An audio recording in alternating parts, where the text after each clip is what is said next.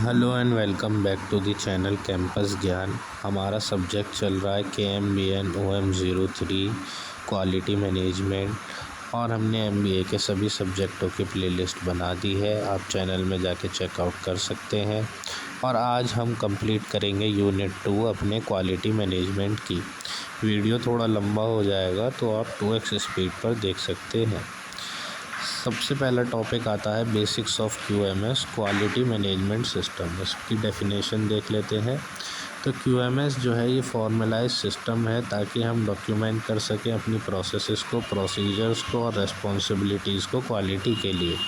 इसका एग्जांपल है टाटा मोटर्स जो कि फॉलो करता है IATF 616949 QMS को अपनी ऑटोमोटिव मैन्युफैक्चरिंग के अंदर। नेक्स्ट है हमारा ऑब्जेक्टिव। तो इसमें हम इंश्योर करते हैं कि एक कंसिस्टेंट हमारा प्रोडक्ट और सर्विस की क्वालिटी रहे जो कि कस्टमर सेटिस्फेक्शन लेके आए और कंटिन्यूअल इम्प्रूवमेंट लेकर आए। इसका एग्जांपल है HDFC जो कि QMS का इस्तेमाल करता है ताकि वो इंश्योर करे और सिक्योर करे एक एफिशिएंट डिजिटल सर्विस को। नेक्स्ट हमारा आता है ISO 9001:2015। ये एक इंटरनेशनल QMS स्टैंडर्ड है जो कि फोकस करता है प्रोसेस अप्रोच पे और रिस्क बेस्ड थिंकिंग पर। इसका एग्जांपल है इन्फोसिस जो कि ISO 9001 सर्टिफाइड है जो कि इंश्योर करता है कि इनकी IT की जो सर्विस क्वालिटी है वो अच्छी है। नेक्स्ट आता है हमारा डॉक्यूमेंटेड इन्फॉर्मेशन। तो इसमें हम क्वालिटी पॉलिसी, मैनुअल, प्रोसीजर और रिकॉर्ड्स रखते हैं। इसका एग्जांपल है अमूल जो कि अपने SOP मेंटेन करता है, स्टैंडर्ड ऑफ प्रोसीजर मेंटेन करता है अपनी मिल्क प्रोसेसिंग और हाइजीन कंट्रोल के लिए। नेक्स्ट आता है प्रोसेस अप्रोच। तो इसमें फोकस किया जाता है ताकि हम मैनेज करें अपनी सारी लिंक्ड प्रोसेसेस को एक सिस्टम की तरह। इसका एग्जांपल है भेल जो कि इंटीग्रेटेड सप्लाई चेन जो कि अपनी सप्लाई चेन को इंटीग्रेट करता है प्रोडक्शन के साथ प्रोसेस मैप के द्वारा। नेक्स्ट हमारा आता है रिस्क एंड अपॉर्चुनिटी। तो इसमें एम्फसाइज़ किया जाता है ताकि हम मैनेज कर सकें रिस्क को और आइडेंटिफाई करें इम्प्रूवमेंट अपॉर्चुनिटीज़ को। इसका एग्जांपल है L&T कंस्ट्रक्शन जो कि असेस करती है प्रोजेक्ट रिस्क को QMS के अंदर। नेक्स्ट आता है कंटिन्यूअल इम्प्रूवमेंट। तो इसमें QMS जो है वो इवॉल्व होना चाहिए नई इंसाइट्स और लेसन लर्न के साथ। इसका एग्जांपल है मारुति सुजुकी जिसने रिवाइज़ करी थी अपनी quality plan post defect analysis के अंदर। नेक्स्ट हमारा आता है टॉपिक 7 QC टूल यानी कि 7 क्वालिटी कंट्रोल टूल। तो देख लेते हैं सारे टूल्स को। तो सबसे पहला आता है हमारा चेक शीट। तो चेक शीट ये जो है ये एक स्ट्रक्चर्ड फॉर्म है जिसमें कि हम कलेक्ट करते हैं और एनालाइज करते हैं डेटा को। इसका एग्जांपल है मारुति सुजुकी इस्तेमाल करता है चेक शीट को ताकि वो ट्रैक कर सके और डिफेक्ट्स को अपनी असेंबली स्टेज पर। नेक्स्ट आता है हिस्टोग्राम। तो ये एक बार ग्राफ होता है जो कि फ्रीक्वेंसी को शो करता है हमारे डेटा की। इसका एग्जांपल है ITC जो कि हिस्टोग्राम का इस्तेमाल करता है ताकि वो एनालाइज कर सके क्वालिटी इंस्पेक्शन के डेटा को अपने पैकेज्ड गुड्स की। थर्ड आता है परेटो चार्ट। तो इसमें हाईलाइट करी जाती है मेजर कॉजेज़ अपनी प्रॉब्लम की जो कि 80-20 प्रिंसिपल पे होता है कि हमारी जो 80% प्रॉब्लम है उनके जो कॉजेज़ हैं वो 20% है। इसका एग्जांपल है टाटा स्टील जो कि अपने टॉप रीज़न देखता है कंज्यूमर कंप्लेंट्स की। नेक्स्ट आता है हमारा फिशबोन डायग्राम जिसे हम कॉज एंड इफ़ेक्ट डायग्राम भी कहते हैं। ये आइडेंटिफाई करता है रूट कॉज हमारी प्रॉब्लम का। इसका एग्जांपल है बजाज ऑटो जो कि फिशबोन डायग्राम का इस्तेमाल करता है अपनी इंजन परफॉर्मेंस डिफेक्ट एनालिसिस के अंदर। फिफ्थ आता है कंट्रोल चार्ट। तो इसमें हम मॉनिटर करते हैं प्रोसेस के अंदर वेरिएशन कितना आया है एक टाइम के अंदर। इसका एग्जांपल है एशियन पेंट जो कि ट्रैक करता है अपने पेंट की विस्कोसिटी को और टेम्परेचर को मिक्सिंग के दौरान। सिक्स्थ आता है हमारा स्कैटर डायग्राम। तो ये कोरिलेशन शो करता है दो वेरिएबल्स के बीच में। इसका एग्जांपल है TVS मोटर जो कि इस्तेमाल करते हैं स्कैटर डायग्राम को, ताकि वो को रिलेट कर पाएँ एफिशिएंसी, फ्यूल एफिशिएंसी को और वेट को। 7th आता है फ्लो चार्ट। तो ये एक विजुअल रिप्रेजेंटेशन होता है हमारे प्रोसेस स्टेप्स का। इसका एग्जांपल है HDFC बैंक, जो कि फ्लो चार्ट का इस्तेमाल करता है अपनी कंप्लेंट रेजोल्यूशन वर्क फ्लोज के अंदर। नेक्स्ट हमारा टॉपिक है रिग्रेशन। तो रिग्रेशन की डेफिनेशन देख लेते हैं। तो ये एक स्टैटिस्टिकल टूल है जिसकी मदद से हम एनालाइज करते हैं रिलेशनशिप को अपने डिपेंडेंट और इंडिपेंडेंट वेरिएबल्स के अंदर। इसका एग्जांपल है फ्लिपकार्ट, जो कि रिग्रेशन का इस्तेमाल करता है ताकि वो प्रेडिक्ट कर सके डिलीवरी डिले को अपने रीजन और ट्रैफिक के अनुसार। नेक्स्ट है हमारा लीनियर रिग्रेशन। तो ये रिलेशनशिप शो करता है दो वेरिएबल्स के बीच में, जिन्हें मॉडल किया जा सकता है एक स्ट्रेट लाइन के अंदर। इसका एग्जांपल है ज़ोमैटो, जो कि लीनियर रिग्रेशन का इस्तेमाल करता है ताकि वो फोरकास्ट कर सके ऑर्डर डिलीवरी टाइम को। नेक्स्ट है हमारा मल्टीपल रिग्रेशन। तो इसमें दो या दो से ज़्यादा इंडिपेंडेंट वेरिएबल्स होते हैं। इसका एग्जांपल है TCS, जो कि मल्टीपल रिग्रेशन का इस्तेमाल करता है ताकि वो प्रोजेक्ट की कॉस्ट को निकाल पाए प्रोजेक्ट के साइज़, ड्यूरेशन और टीम के अनुसार। नेक्स्ट हमारा आता है एप्लीकेशन इन क्वालिटी। तो हम आइडेंटिफाई करते हैं अपनी प्रोसेस के वेरिएबल को जो कि अफेक्ट करते हैं प्रोडक्ट क्वालिटी को। इसका एग्जांपल है हीरो मोटोकॉर्प, जो कि रिग्रेशन का इस्तेमाल करता है ताकि वो ऑप्टिमाइज़ कर पाए फ्यूल इंजेक्शन कैलिब्रेशन को। नेक्स्ट हमारा आता है फोरकास्टिंग। इसमें हम फ्यूचर के आउटकम को प्रेडिक्ट करते हैं अपने पास्ट डेटा के अनुसार। इसका एग्जांपल है बिग बास्केट, जो कि फोरकास्ट करता है डिमांड को और क्वालिटी स्पॉइलेज को अपने रिग्रेशन के अंदर। नेक्स्ट हमारा आता है रूट कॉज एनालिसिस। तो इसकी मदद से हम आइडेंटिफाई करते हैं क्रिटिकल और वेरिएबल्स जो कि इन्फ्लुएंस करते हैं डिफेक्ट को। इसका एग्जांपल है कि टाटा पावर, जो कि इसका इस्तेमाल करता है ताकि वो लिंक कर पाए अपने इक्विपमेंट फेलियर को टेम्परेचर और ह्यूमिडिटी के साथ। नेक्स्ट हमारा आता है डिसीजन सपोर्ट। तो ये इनेबल करता है हमें डेटा ड्रिवन क्वालिटी डिसीजन लेने के लिए। इसका एग्जांपल है विप्रो, जो कि डिसीजन सपोर्ट का इस्तेमाल करता है अपने सॉफ्टवेयर टेस्ट डिफेक्ट प्रिडिक्शन के अंदर। अब हमारा नेक्स्ट टॉपिक आता है कंट्रोल चार्ट। तो कंट्रोल चार्ट की डेफिनेशन देख लेते हैं। तो ये एक ग्राफिकल टूल है जिसकी मदद से हम स्टडी कर सकते हैं कि एक प्रोसेस के अंदर कितना चेंज आया एक टाइम के दौरान अपर या कंट्रोल लिमिट के अंदर। इसका एग्जांपल है अमूल, जो कि ट्रैक करता है फैट परसेंटेज अपने मिल्क के अंदर कंट्रोल चार्ट के द्वारा। अब टाइप्स देख लेते हैं। तो एक X बार होता है, R चार्ट होता है और P चार्ट होता है। इसमें X बार चार्ट जो है वो मॉनिटर करता है एवरेज को, R चार्ट मॉनिटर करता है वेरिएबिलिटी को और P चार्ट मॉनिटर करता है प्रोपोर्शन को। इसका एग्जांपल है टाटा स्टील, जो कि X बार और R चार्ट का इस्तेमाल करता है ताकि वो मॉनिटर कर पाए अपनी शीट की थिकनेस को। नेक्स्ट हमारा आता है अपर और लोअर कंट्रोल लिमिट। तो ये स्टैटिस्टिकल लिमिट होती है जिनकी मदद से हम वेरिएशन को डिटेक्ट कर पाते हैं अपनी एक्सेप्टेबल रेंज के बाहर। इसका एग्जांपल है एशियन पेंट, जो कि अपनी बैचेस को फ्लैग करता है जब उनके pH level out of limit हो जाते हैं, कंट्रोल लिमिट से बाहर हो जाते हैं तब। नेक्स्ट हमारा आता है डिटेक्ट स्पेशल कॉजेज़। तो इसमें हम पॉइंट आउट करते हैं लिमिट और पैटर्न ताकि हम इंडिकेट कर सकें नॉन रैंडम वेरिएशन को। इसका एग्जांपल है मारुति सुजुकी, जो कि आइडेंटिफाई करता है और कि ऑपरेटर ने कितने एरर आए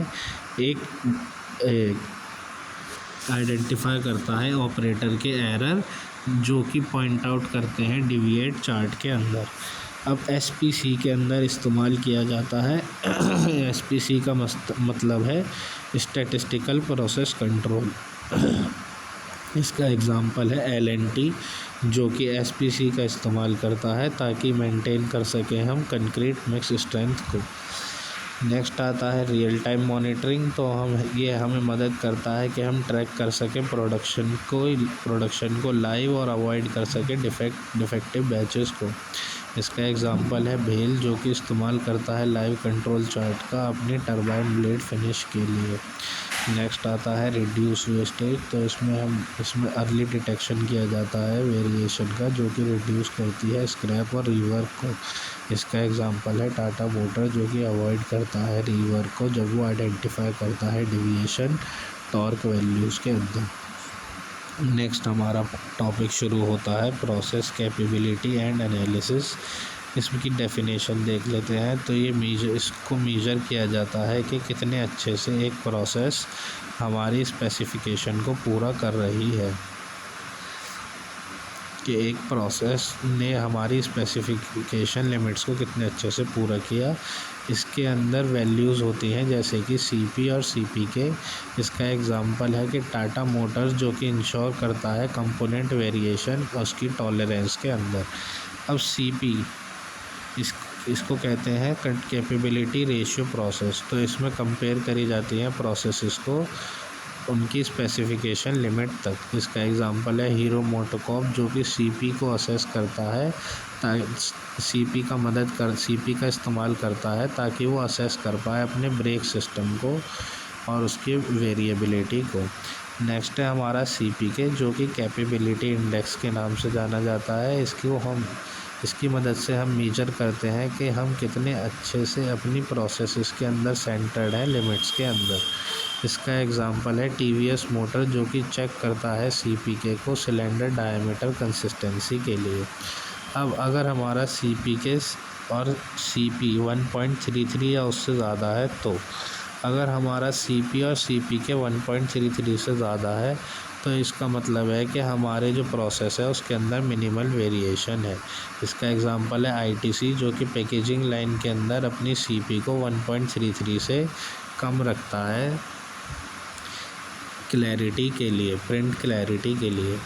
नेक्स्ट है हमारा short term versus long term. तो ये शॉर्ट टर्म के अंदर नो शिफ्ट आती हैं और लॉन्ग टर्म के अंदर ड्रिफ्ट्स भी आ जाते हैं और रियल वर्ल्ड वेरिएशन भी आ जाते हैं। इसका एग्जांपल है बजाज ऑटो, जो कि इवेलुएट करता है शॉर्ट टर्म और लॉन्ग टर्म दोनों वेरिएशन को, ताकि वो इम्प्रूव कर पाए अपनी रियल वर्ल्ड रिलायबिलिटी को। नेक्स्ट हमारा आता है कैपेबिलिटी एनालिसिस टूल। तो इसके अंदर histogram, control chart, normality test का इस्तेमाल किया जाता है ताकि हम अपनी कैपेबिलिटी को इवेलुएट कर पाएँ। इसका एग्जांपल है मारुति सुजुकी, जो कि मिनी टैब का इस्तेमाल करता है अपनी प्रोसेस कैपेबिलिटी स्टडीज़ के लिए। नेक्स्ट आता है ड्राइव्स इम्प्रूवमेंट। तो इसकी मदद से हम आइडेंटिफाई कर पाते हैं पुअर परफॉर्मिंग प्रोसेसेस को और फिर उन्हें हम इम्प्रूव करते हैं। इसका एग्जांपल है TCS, जो कि इस्तेमाल करता है सॉफ्टवेयर का, जो कि इस्तेमाल करता है इम्प्रूवमेंट का, ताकि वो अपने सॉफ्टवेयर के अंदर डिफेक्ट को और प्रोसेसेस को ऑडिट कर सके। नेक्स्ट हमारा टॉपिक आता है मेजरमेंट सिस्टम एनालिसिस। तो मेजरमेंट सिस्टम एनालिसिस की डेफिनेशन देख लेते हैं। तो इसमें हम इवेलुएट करते हैं एक्यूरेसी और रिलायबिलिटी मेजरमेंट सिस्टम की। इसका एग्जांपल है टाटा मोटर, जो कि टेस्ट करता है टॉर्क को और रेंज कैलिब्रेशन को अपनी असेंबली एक्यूरेसी के अंदर। नेक्स्ट आता है गेज R&R। तो ये चेक करता है रिपीटेबिलिटी एक सेम ऑपरेटर और रिप्रोड्यूसिबिलिटी डिफरेंट ऑपरेटर्स। इसका एग्जांपल है मारुति सुजुकी, जो कि गेज R&R का इस्तेमाल करता है क्वालिटी चेक टूल्स की तरह। नेक्स्ट आता है बायस। तो इसमें डिफरेंस आता है जब ऑब्जर्व्ड वैल्यू और ट्रू वैल्यू के अंदर। इसका एग्जांपल है LNT, जो कि मेजर करता है कैलिब्रेशन बायस अपने प्रेशर गेजेस के अंदर। नेक्स्ट आता है लीनियरिटी। तो इसमें कंसिस्टेंसी देखी जाती है अपने मेजरमेंट सिस्टम की मेजरमेंट रेंज के अंदर। इसका एग्जांपल है एशियन पेंट, जो कि चेक करता है pH रीडिंग अपने डिफरेंट विस्कोसिटी लेवल पे। नेक्स्ट आता है स्टेबिलिटी। तो इसमें कंसिस्टेंसी होती है जिसके अंदर एक मेजरमेंट सिस्टम होता है टाइम के दौरान। इसका एग्जांपल है TVS मोटर, जो कि चेक करता है अपनी मशीन की बैलेंस को और स्टेबिलिटी को हर क्वार्टर में।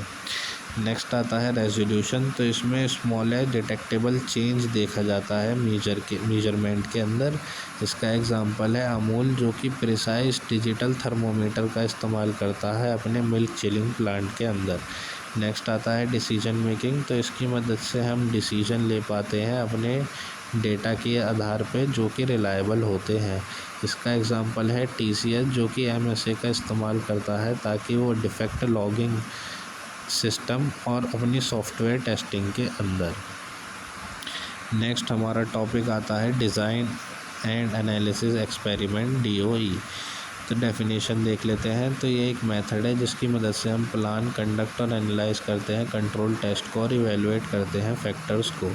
इसका एग्जांपल है, सेकंड पॉइंट आता है हमारा फैक्टोरल डिज़ाइन। इसमें हम टेस्ट करते हैं अपने सारे कॉम्बिनेशन इनपुट वेरिएबल्स के। इसका एग्जांपल है हीरो मोटोकॉर्प, जो कि इवेलुएट करता है अपने इंजन की सेटिंग को सभी टेरेन और लोड के साथ। नेक्स्ट हमारा आता है इंटरेक्शन इफ़ेक्ट्स, तो इसमें मेजर किया जाता है दो और दो से ज़्यादा वेरिएबल्स को एक साथ, जो कि अफेक्ट करते हैं आउटपुट को। इसका एग्जांपल है इन्फोसिस, जो कि इस्तेमाल करता है DOE का ताकि वो टेस्ट कर सके लोड टाइम को वर्सेस सर्वर लोकेशन और कोडिंग टाइप को। नेक्स्ट आता है ऑप्टिमाइजिंग पैरामीटर्स, तो इसमें हम मदद करते हैं कि हम ढूंढ सकें best combination of factor quality के लिए। इसका एग्जांपल है एशियन पेंट, जो कि DOE को इस्तेमाल करके ऑप्टिमाइज़ करता है ड्राइंग टाइम को वर्सेस ह्यूमिडिटी को और एयर फ्लो को। नेक्स्ट हमारा आता है रोबस्ट डिज़ाइन, तो इसकी मदद से हम मिनिमाइज़ करते हैं वेरिएशन को और इम्प्रूव करते हैं परफॉर्मेंस को।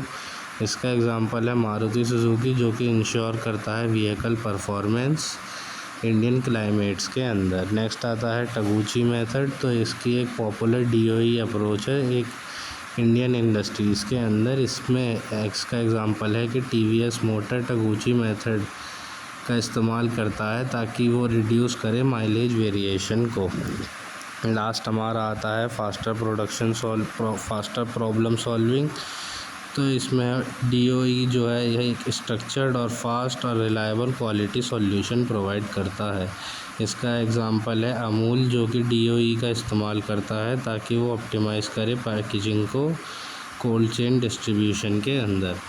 नेक्स्ट हमारा टॉपिक आता है एक्सेप्टेंस सैम्पलिंग प्लान, तो इसकी डेफिनेशन देख लेते हैं। तो इसकी डेफिनेशन है कि ये क्वालिटी कंट्रोल मेथड है जहाँ पे कि सैंपल को टेस्ट किया जाता है और डिसाइड किया जाता है कि इस लॉट को एक्सेप्ट किया जाए या फिर रिजेक्ट किया जाए। इसका एग्जांपल है फ्लिपकार्ट, जो कि अपनी एक्सेप्टेंस सैम्पलिंग करता है रिटर्न इलेक्ट्रॉनिक्स पर। नेक्स्ट हम इसका पॉइंट आता है सिंगल सैम्पलिंग प्लान, तो इसमें एक सिंगल सैंपल लिया जाता है और डिसीजन लिया जाता है उसी के ऊपर। इसका एग्जांपल है ITC, जो कि चेक करता है 10 सिगरेट के बॉक्स को हर एक लॉट पर उसकी साइज़ और शेप के अनुसार।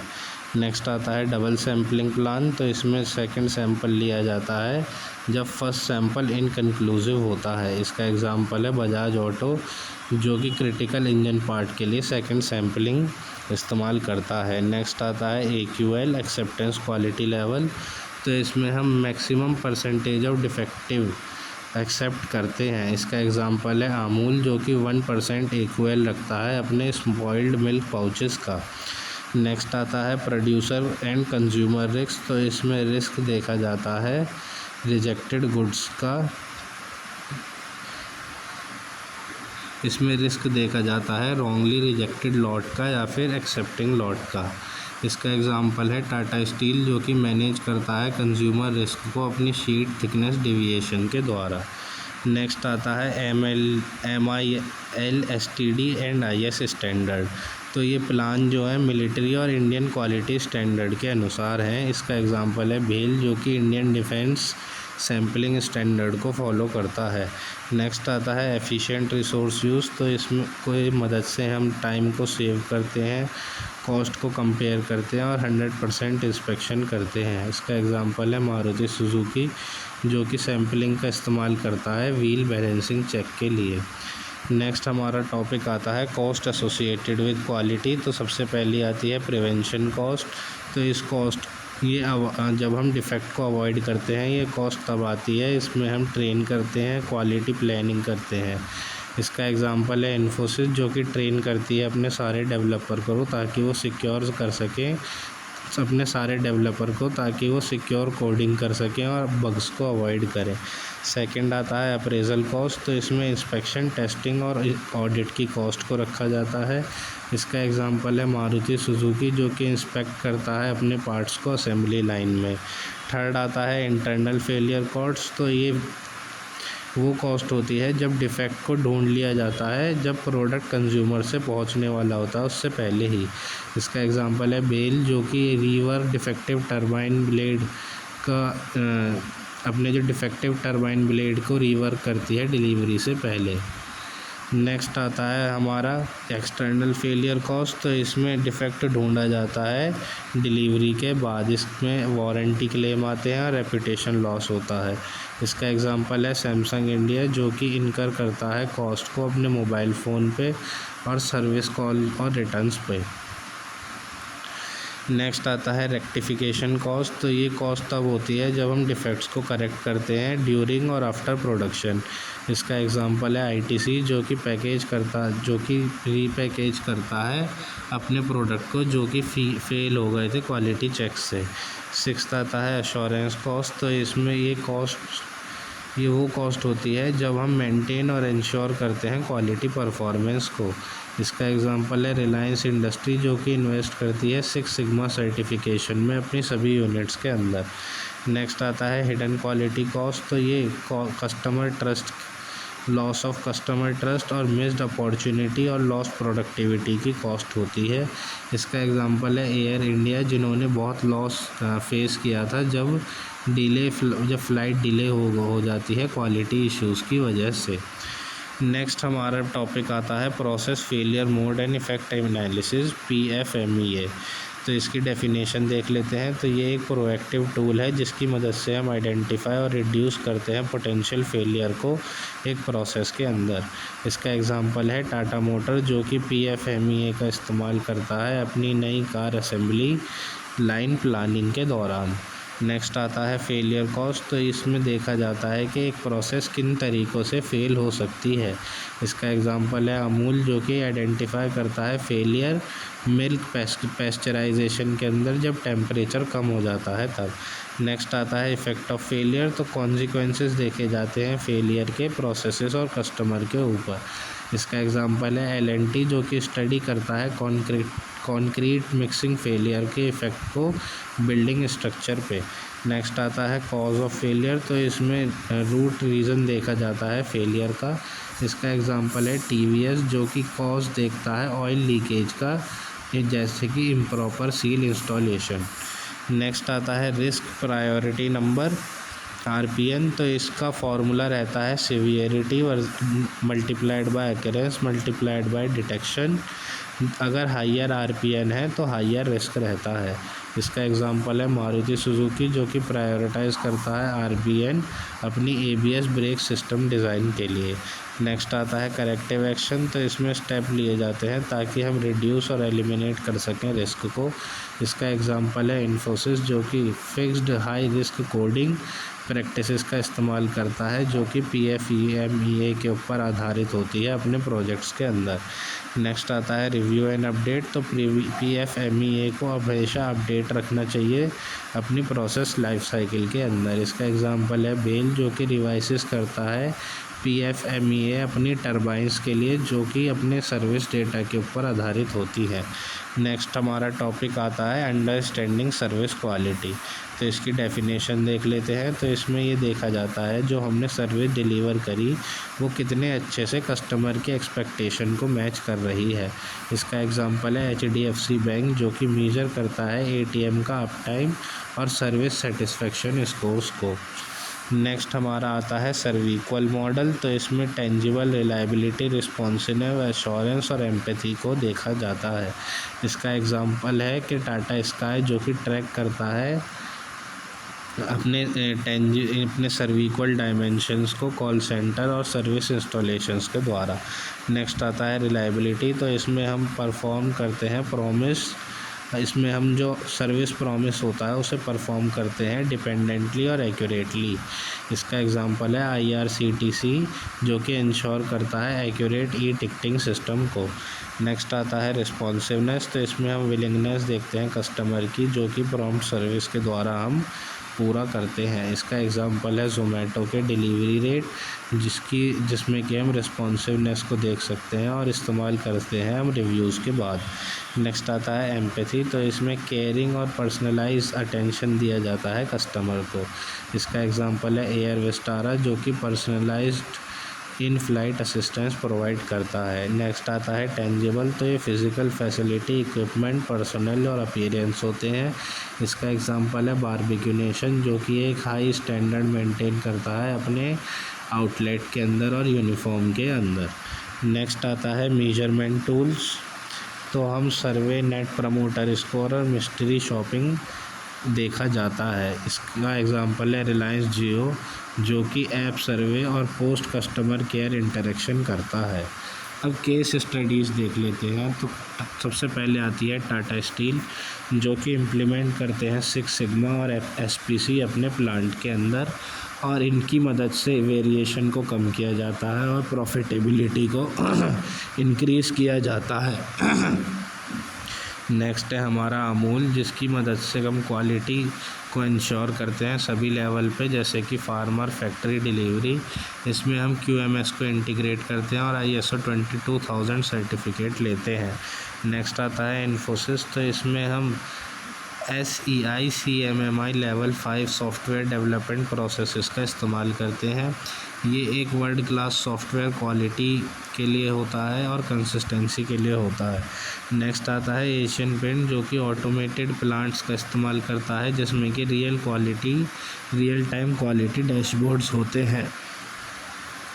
इसका एग्जाम्पल है, इसकी मदद से हम प्रोडक्टिविटी को इम्प्रूव कर सकते हैं और कस्टमर सेटिस्फेक्शन लाते हैं। नेक्स्ट आता है हमारा मारुति सुजुकी, जो कि इम्प्लीमेंट करता है TPM, काइजन और लीन प्रैक्टिसेस को, जिसकी मदद से हम कंटिन्यूस इम्प्रूवमेंट करते हैं और मिनिमल डिफेक्ट रेट लेकर आते हैं। नेक्स्ट आता है HDFC बैंक, तो इसमें हम हाई नेट प्रमोटर स्कोर रहता है, क्योंकि डिजिटल और ब्रांड क्वालिटी की वजह से इसकी मदद से ब्रांड टेक्नोलॉजी और ह्यूमन सर्विस रहता है। नेक्स्ट आता है L&T कंस्ट्रक्शन, जो कि PFMEA का और DOE का इस्तेमाल करता है स्ट्रक्चर इंटेग्रिटी के लिए, जिसकी वजह से हम रीवर्क को कम करते हैं और इंश्योर करते हैं सेफ्टी को। अगर आप मेरी वीडियो यहाँ तक देख रहे हैं तो आपका बहुत बहुत धन्यवाद। चैनल को सब्सक्राइब कीजिएगा, वीडियो को लाइक कीजिएगा। Thank you.